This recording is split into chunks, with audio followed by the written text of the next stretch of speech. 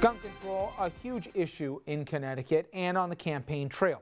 Now we speak to Governor Malloy about both in this portion of the conversation. You saw what happened in Colorado, who had their own tragedies, obviously with Columbine, Aurora, etc. They decided to pass tougher restrictions, and soon after there was a recall.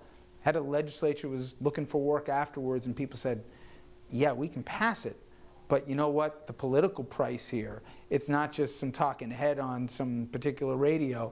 We could be out of work. How did it work here? Worked in New York. Governor Cuomo did this similar thing to what you pursued. But Washington is so petrified. Do they misread? And frankly, did the administration misread in the aftermath that there was a willingness to go farther than we did?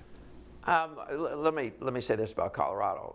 They'll never roll back that legislation now. See, because what's happened is as opposed to the fear around the passage of that law or the months after that law, no one's lost their gun. No one's knocked down their door to take away their gun. That hasn't happened. What we're talking about is making people safer, making it harder for a disturbed young man attending college to go into a movie theater and shoot 37 people. Makes sense. So I think that people learn. As hard as it is to lose an election, that is a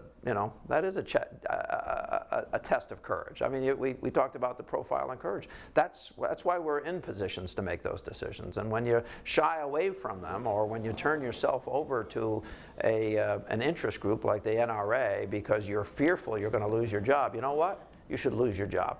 Do you think the next president, whoever that person is, if they came and asked you, how should I go about doing it if I really want to get meaningful reform done? I know 90% of the public after Newtown agreed that we should have universal background checks, yet it never got through Congress.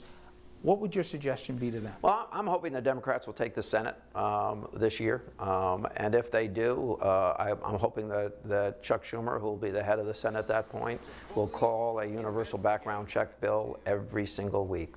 We should do to the forces of the NRA what Republicans have done to Obamacare, and have Americans understand that there's nothing wrong with universal background checks. You've encountered stuff that nobody wants to encounter, whether it be Newtown and the aftermath of Sandy. You've seen amazing resilience, though.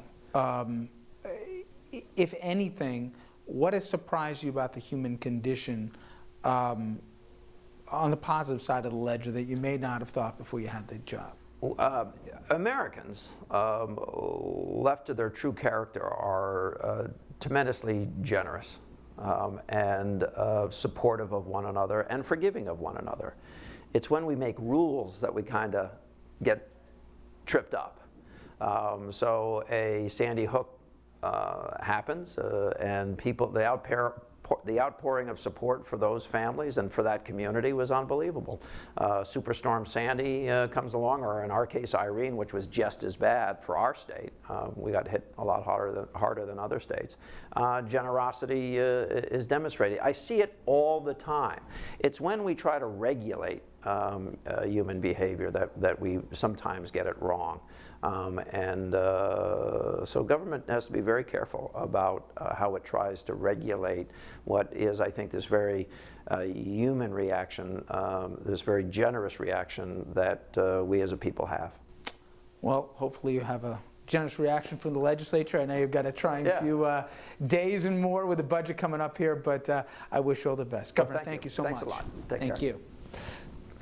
Coming up next, we'll take a look at some local headlines. Please stay with us.